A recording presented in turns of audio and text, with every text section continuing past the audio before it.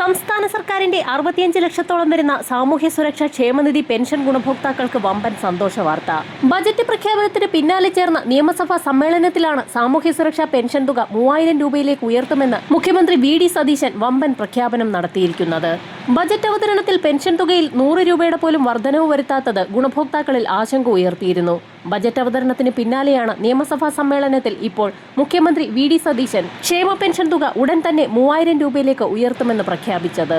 Pension വർധനവിന് LDF സർക്കാരിന്റെ കാലത്തുണ്ടായതുപോലെയുള്ള കാലതാമസം ഉണ്ടാവുകയില്ല എന്നും മുഖ്യമന്ത്രി വാക്ക് നൽകി.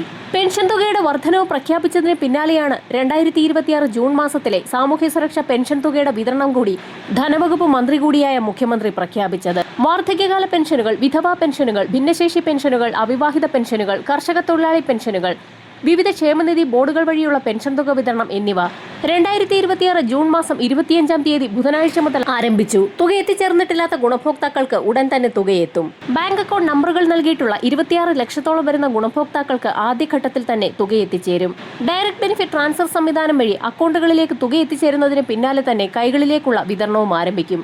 24 ലക്ഷത്തോളം വരുന്ന ഗുണഭോക്താക്കളാണ് കൈകളിൽ തുക സ്വീകരിക്കുന്നത്. കൈകളിൽ തുക സ്വീകരിക്കുന്ന ഗുണഭോക്താക്കൾക്കും ഇപ്പോൾ അക്കൗണ്ടുകളിലേക്ക് മാറാൻ കഴിയുമെന്ന് സർക്കാർ നേരത്തെ തന്നെ വ്യക്തമാക്കിയിട്ടുണ്ട്. എന്നാൽ വലിയൊരു വിഭാഗം പെൻഷൻ ഗുണഭോക്താക്കൾക്കും ഇതിനോട് എതിർപ്പാണുള്ളത്. അവശരായ ഗുണഭോക്താക്കൾക്ക് കൈകളിൽ തുക എത്തിച്ചേരുന്നത് തന്നെയാണ് ആശ്വാസം.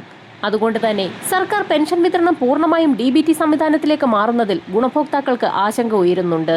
സാമൂഹ്യ സുരക്ഷാ പെൻഷൻ തുക 3000 രൂപയിലേക്ക് ഉയർത്തുക എന്നത് ഇന്ദിരാ ഗ്യാരണ്ടിയുടെ ഭാഗമായി ക്രമനമ്പർ 3 ലക്ഷ്യം 12ന്റെ ഭാഗമായും ഉൾപ്പെടുത്തിയിട്ടുണ്ടെന്നും മുഖ്യമന്ത്രി നിയമസഭയിൽ അറിയിച്ചു. സാമൂഹ്യ സുരക്ഷാ പെൻഷൻ 3000 രൂപയിലേക്ക് ഉയർത്തുന്നത് സംബന്ധിച്ചുള്ള നടപടിക്രമങ്ങൾ സംസ്ഥാന സർക്കാരിന്റെ ഭാഗത്തു നിന്നും ആരംഭിച്ചു വരുന്നു എന്നും മുഖ്യമന്ത്രി നിയമസഭാ സമ്മേളനത്തിൽ വ്യക്തമാക്കി.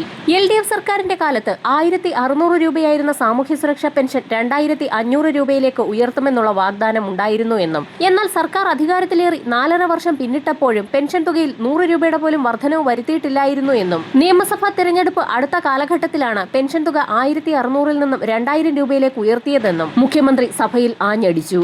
തെരഞ്ഞെടുപ്പെടുത്തതിന് തൊട്ട് 2 ആഴ്ച മുൻപ് 2000 രൂപയിലേക്ക് പെൻഷൻ തുക LDF സർക്കാർ ഉയർത്തിയതുപോലെ ആവില്ല തങ്ങളുടെ നടപടികളെന്നും, വൈകാതെ തന്നെ ക്ഷേമ പെൻഷൻ തുക 3000 രൂപയിലേക്ക് UDF സർക്കാർ ഉയർത്തുമെന്നും അതിന് കാലതാമസം ഉണ്ടാവുകയില്ല എന്നും മുഖ്യമന്ത്രി നിയമസഭയിൽ വ്യക്തമാക്കി. ജനങ്ങളോട് നൽകിയ വാഗ്ദാനങ്ങൾ എത്രയും പെട്ടെന്ന് തന്നെ ഈ സർക്കാർ പാലിക്കുമെന്നും മുഖ്യമന്ത്രി വ്യക്തമാക്കി. ഇത് ഗുണഭോക്താക്കളെ സംബന്ധിച്ചിടത്തോളം ആശ്വാസകരമായി തീരും. നിലവിൽ ബുധനാഴ്ച മുതൽ ഗുണഭോക്താക്കൾക്ക് 2000 രൂപ വീതമാണ് കൈകളിലേക്കും അക്കൗണ്ടുകളിലേക്കും എത്തിച്ചേരുക. 7 ലക്ഷത്തോളം വരുന്ന NSAP വിഭാഗത്തിൽപ്പെട്ട പെൻഷൻ തുക സ്വീകരിക്കുന്ന ഗുണഭോക്താക്കൾക്കുള്ള വിതരണവും ബുധനാഴ്ച മുതൽ ആരംഭിക്കും. എന്നാൽ ഇവർക്കുള്ള കേന്ദ്രവിഹിതം ആധാർ-അധിഷ്ഠിത ബാങ്ക് അക്കൗണ്ടുകളിലേക്ക് കേന്ദ്രം നേരിട്ടാവും കൈമാറുക.